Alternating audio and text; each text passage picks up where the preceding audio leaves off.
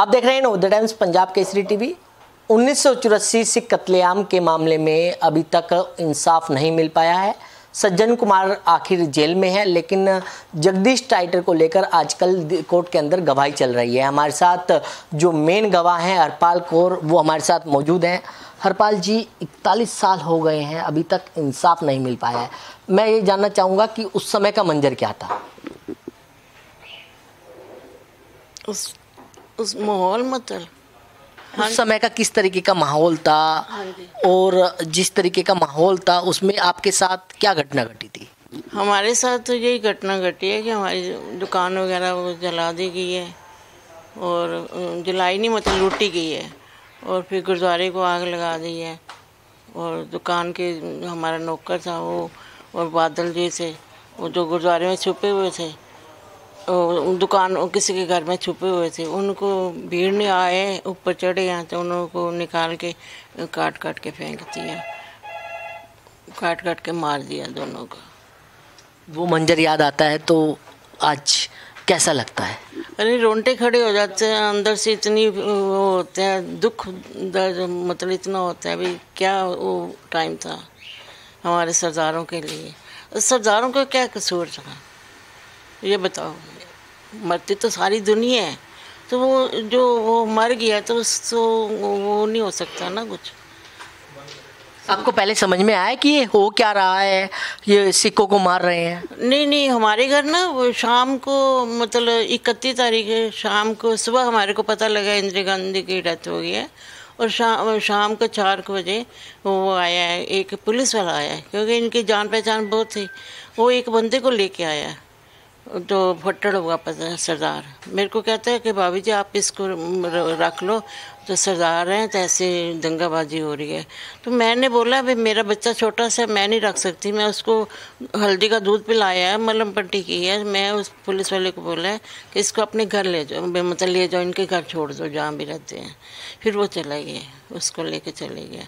फिर रात को आगे मार्केट में आग लगने शुरू हो गई हैं। फिर तो आपने क्या देखा था, क्योंकि आप गवाही भी कोर्ट के अंदर दे रही हैं, आपने उस समय देखा क्या था?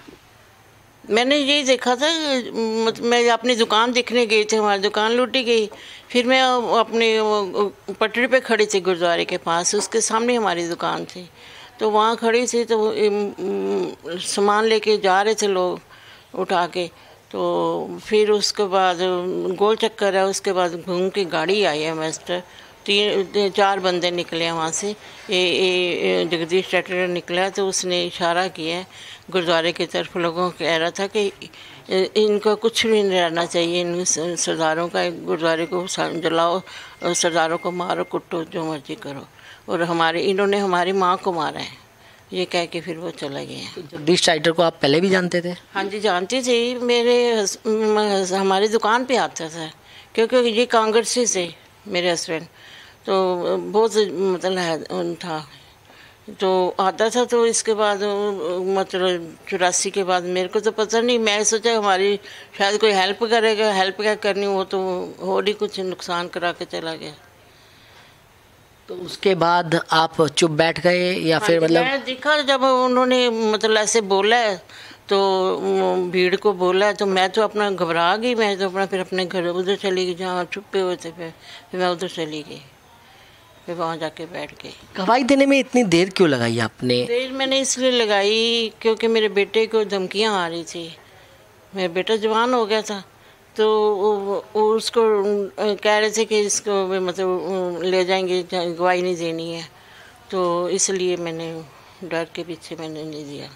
अब उसकी डेथ हो गई है 2015 में। फिर मैंने उसके बाद सोचा कि मैं कौम के लिए क्यों नहीं अपना वो करूं, इसलिए मैंने फिर वो किया। कभी 41 साल में डर लगा कि अगर मैं इनके खिलाफ बोलूँगी तो मेरे को कुछ हो सकता है? देखो डर तो पहले डर था ना, जब बेटा था, अब बेटा ही नहीं रहा तो मैं किससे डरना है? मैं तो उस परमात्मा से डरती हूँ जो मेरे को इंसाफ दिलाएगा, बस।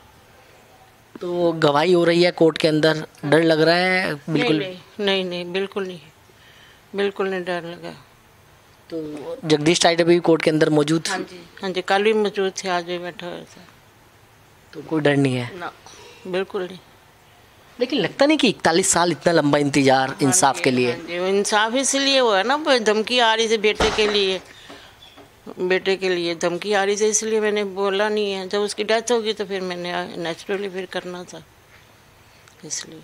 तो इंसाफ में कहीं ना कहीं मानते हैं देरी हो रही है, कानून को सख्त बनाना चाहिए? हाँ जी, देरी हो रही है ना, इसको जल्दी ख़त्म किया जाए। ठीक है, उम्मीद है? हाँ जी, बिल्कुल उम्मीद है, हमारे को बिल्कुल उम्मीद है इनको फांसी ही होगी। तो बिल्कुल ये थी हरपाल कौर जिन्होंने खास बातचीत की, क्योंकि ये 1984 के अंदर जिस तरीके से पुल बंगस के अंदर गुरुद्वारे को आग लगा दी गई थी, तो उस वाले मामले में मेन गवाह हैं। दिल्ली से कमल कुमार कंसल, नवोदय टाइम्स, पंजाब केसरी टीवी। हमसे जुड़े रहने के लिए हमारे YouTube चैनल को सब्सक्राइब करें और नई वीडियो की नोटिफिकेशन के लिए बेल आइकॉन को दबाएं।